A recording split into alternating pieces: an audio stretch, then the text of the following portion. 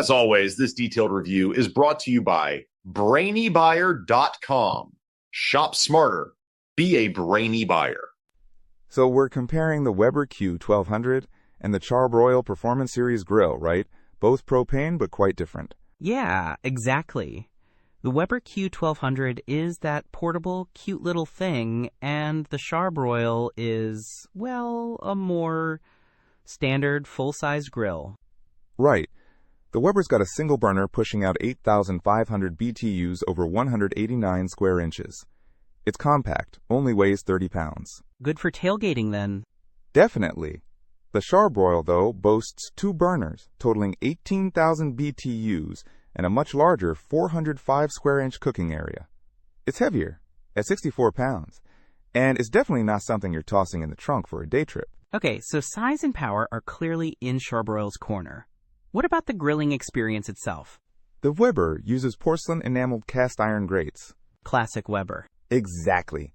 The Char-Broil has porcelain-coated steel grates and uses amplifier infrared cooking. They claim it reduces flare-ups and makes juicier food. Ah, infrared. Does it work? I've heard mixed reviews. Hard to say definitively. Some people swear by it, others don't notice a huge difference. The Weber is simpler, but it's got that good reputation for even heating. It also has folding side tables, which is nice for a portable grill. What about convenience features? Both have electronic ignition, which is a must these days.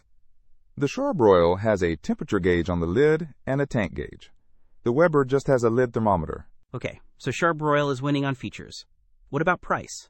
The Weber's around $259, while the Char-Broil is about $399.99. So a bit of a price jump. So it really boils down to what you need. If you want portable and compact, the Weber wins.